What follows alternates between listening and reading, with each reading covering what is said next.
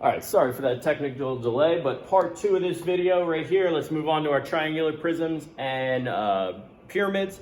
Again, I want to determine the surface area, the total area covering this geometrical shape. Well, again, triangle prisms, when we did that slide, we saw that there was 2 triangles and 4 four-sided shapes. I like to just call them boxes. So first thing I did, I broke it apart. I drew 2 triangles and 3 boxes. I don't know if they're square or rectangles until I trace and find some dimensions.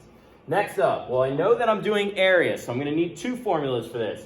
I know for that my triangles, it's 1/2 base times height, and for my rectangles, area equals length times width. Well, let's deal with my triangles first. Well, I have 2 triangles, the front and the back. Well, again, anything that has an opposite in geometry, it is safe to assume that they are going to be congruent, they're going to be the same. Also, another way to know is that it's called a triangular prism. Prisms get their names from their bases. So the base of a triangular prism, as you guessed, is its triangle. So I know that one triangle is going to be the exactly same as its opposite. So the front and the back triangles are going to be the same. First thing I'm going to do is just label them, hey, front and a back. And again, I just like to use BK for back to distinguish from BM, bottom. So I'm going to find my right angle. Boom, right there. I think about the 2 numbers that are touching that. 1/2 times the base 5 times the height 6. 1/2, 5 times 6 is going to be 15. And again, once I know one triangle, I know its opposite. This 6.5 has nothing to do with the base and the height. This is one common thing that 7th graders like to do, is they try to use every piece of information that touches the triangle. This 6.5 is the same as this line right here, which is 6.5. That's one of those hypotenuse sides, or the sides of a triangle, not its base or height. So again, let me erase what I've done so far. I found both my triangles, both the front and the back, both have 15. Well, let me label some rectangles. I know that there's a left side, a right side, and it's sitting on its bottom.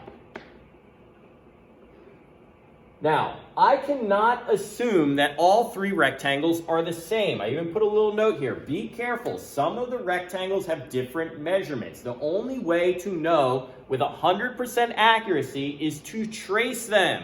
Well, let's start with the left side. The left side is the hardest side of this triangular prism because as I shaded, this would be a side that if we were to look at this prism, we wouldn't be able to see it. It's on the back side.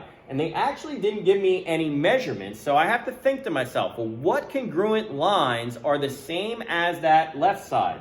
Well, if I look, these slanted sides, this side right here that kind of runs diagonal has a value of 11, meaning anywhere that has a diagonal line would also have a value of 11. Well, I need to figure out what are my other diagonals, the ones that are going diagonal in the opposite direction. Well, there are no measurements, so I have to, again, think to myself, where else in this problem is there a diagonal line going that direction? Right here, 6.5. Remember, this 6 is pointing to the height of the triangle. This 6.5 is the outside edge of the triangle or the width of our rectangle. So, now that I have 2 numbers, let me trace it out one more time so we can see it. There's 11 and there's 6.5, meaning the left side must be 11 times 6.5.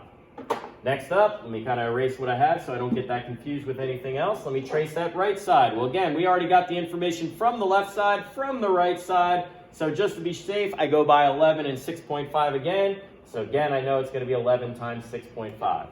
The only one I haven't dealt with is the bottom, or the side that it's sitting on. Again, I'm going to trace it. Well, if I trace the bottom, I don't go by 11 and 6.5. I go by 5 and 11. So again, this is why we cannot assume that all the rectangles are the same. Sometimes 2 of them are the same if it's an isosceles triangle. Sometimes all 3 are the same. That would be if we have an equilateral triangle. And sometimes all 3 rectangles are different if we have a scalene triangle. So again, this is why it's also nice to know your types of triangles, because if I knew that this was an equilateral, I know all 3 rectangles are the same. If I knew this was scalene, I know all 3 rectangles are different. If I know, or I'm given the information that this is an isosceles triangle, then I know that I have 2 rectangles that are the same and 1 oddball. Once I get to this point, I can pick up my calculator and find all my individuals. Well, I found my triangles right here, 15 plus 15, 11 times 6.5. I'm going to put in my calculator, 11 times 6.5 is 71.5. 11 times 6.5 is 71.5. And then the last one, 5 times 11 is 55. Once I have all 5 of my measurements for a triangular prism, 15 plus 15 plus 71.5 plus 71.5 plus 55 gives me a grand total of 228 square feet.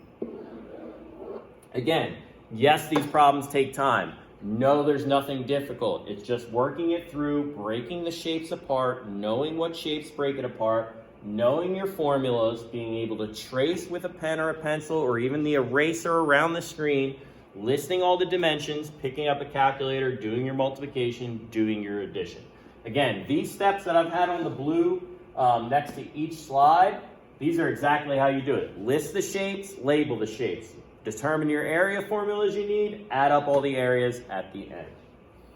Last example we're going to cover is how to go over a pyramid prism. Again, pyramids are made up of 1 rectangle or square and then 4 triangles. So again, the very first thing I did was broke it into 4 triangles and the bottom or the base rectangle. I'm going to label each piece. I know that I have a front triangle and a back triangle that are going to be the exact same. So the front and the back. I know that I have a left side and a right side. And then again, it's sitting on some kind of square or rectangle shape on the bottom. Again, I have triangles. I even listed them. So up top, 1/2 base times height. My rectangle, I know that I'm going to need length times width. So I wrote down my formulas before I even started so that I don't forget about my 1/2 and I don't accidentally use 1/2.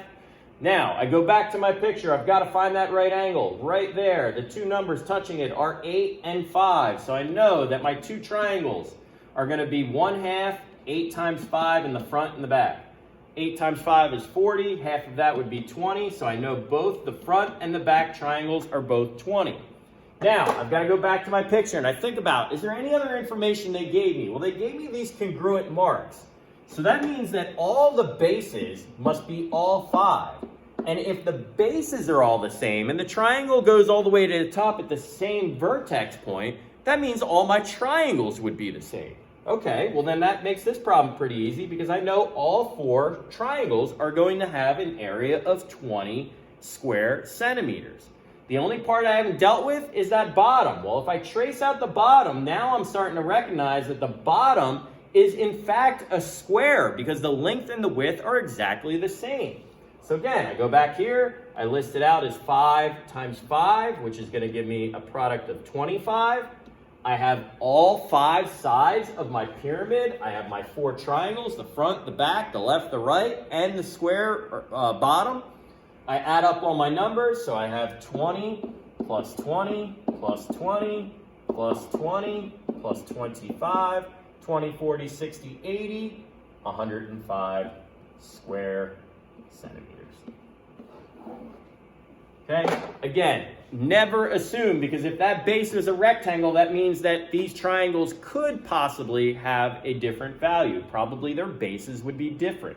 Okay, but again, that's why we trace it out. We think about the information they were given it. We were given some congruent marks in this pyramid. Let us know that, hey, we were dealing with a square. Square would mean all the triangles are the same because all the sides or the bases would be the same. Okay, so a little bit tricky stuff, but not hard if you put the time and effort into it. Again, use the different videos that I've put up here for you. Today's classwork will take you to a worksheet. So this is what will pop up. There are 9 of them. You are welcome to print out the worksheet and do the work on the back of it. A couple different ways to get this one graded. You could take a picture of it, email it to us. You could just send us your answers. If you have any questions, email us directly about those. If not, you can print this out or just give it to us when we come back to school. As always, do the work on a separate sheet of paper, or again, just print it out and you can do it on the blank side. Email me or Mr. Smith if you have any questions. Good job on week 2, lesson number 2.